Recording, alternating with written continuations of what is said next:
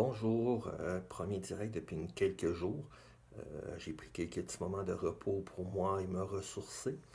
Ce soir, c'est les valeurs au centre de nos échanges. Chaque personne dispose de valeurs qui leur sont propres. Chaque personne dispose des critères de vie, des objectifs de vie plutôt. Et chaque personne amène son petit grain de sel dans la vie de chacun, de tous et chacun. Les valeurs servent à construire des ponts qui peuvent être représentés par l'amitié. Les gens apportent souvent leur petit grain de sel pour paver le chemin de bonnes intentions. Les gens cherchent souvent comment être en société. Bonsoir Cora. Comment être en société? Cherche comment être avec soi-même. Au-delà de tout ça, on a des valeurs, on a des croyances. Le tout mélangé ensemble fait une spiritualité, nous amène à voir autrement la vie, amène les gens à se surpasser. Quand on veut construire des liens durs et solides qui perdurent dans le temps, il faut avoir des valeurs communes. Il faut avoir certaines croyances communes. Je ne te dis pas qu'il faut qu'on soit toutes des copies conformes des gens les gens qu'on côtoie.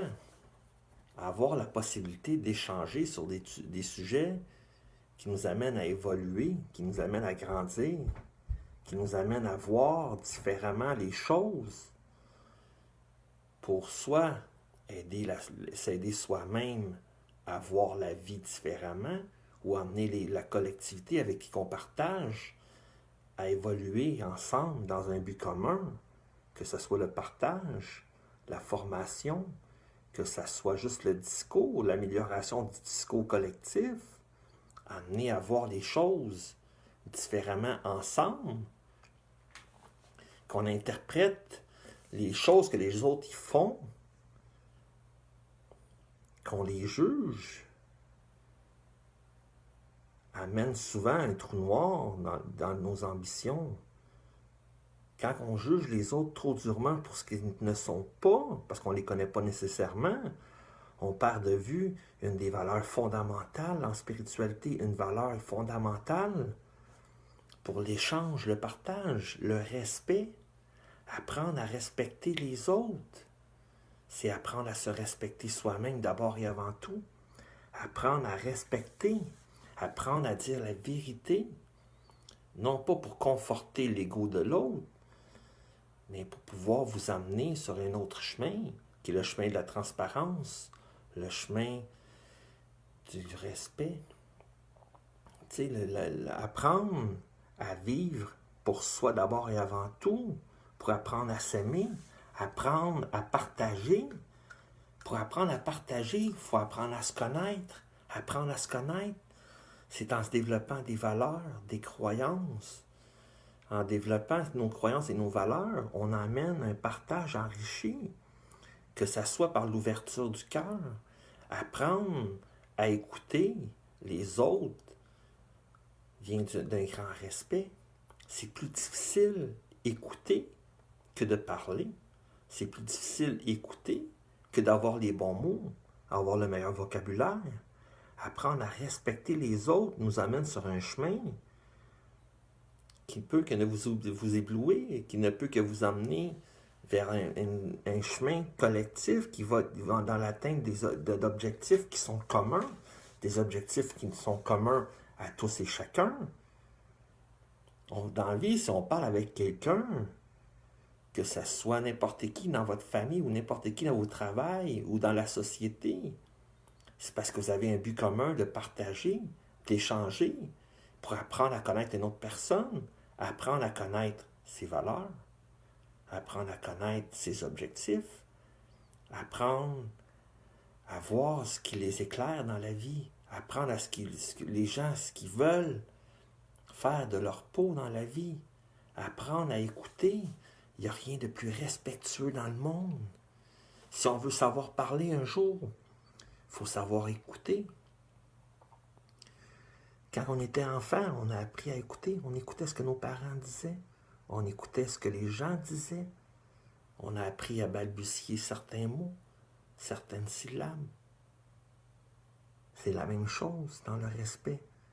Le respect, c'est la pierre angulaire d'un partage.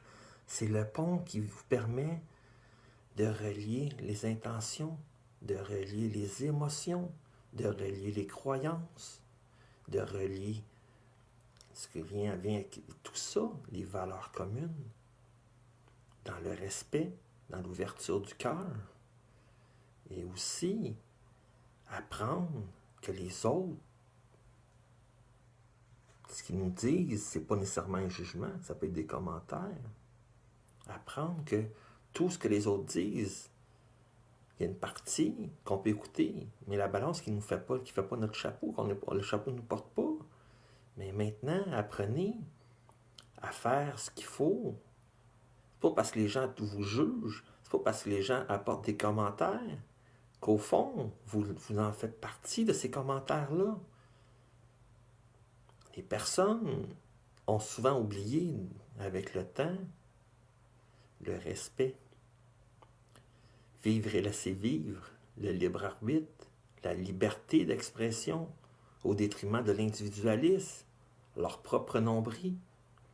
Apprendre qu'ils ne sont pas tout seuls dans l'univers à espérer, à rêver, mais de leur montrer que vous aussi vous rêvez, non pas en leur imposant vos rêves, non pas en imposant vos objectifs, mais en imposant l'amour autour de vous, tout en respectant leurs croyances, leurs opinions.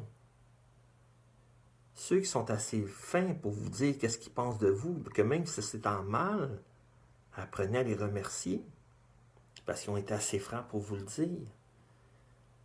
Les commentaires qui sont mal, peut-être qu'il y a des choses là-dedans que vous pouvez corriger dans votre propre personne. Si vous vous respectez assez bien, assez dans la vie, vous allez comprendre que vous n'êtes pas parfait. Vous cherchez à devenir parfait par devenant perfectible, en vous améliorant de jour en jour. Mais personne sur cette terre est parfait. Nous avons été créés parfaits, mais nous avons évolué dans l'imperfection parce qu'on veut apprendre à vivre de par les apprentissages, les expériences de vie. Apprenons à respecter les autres pour ce qu'ils sont et non ce qu'on veut qu'ils soient. Apprenons à vivre pour soi-même. Apprenons à s'aimer soi-même. Si on veut apprendre à se respecter soi-même et respecter les autres par la suite. Je vous souhaite une très belle soirée.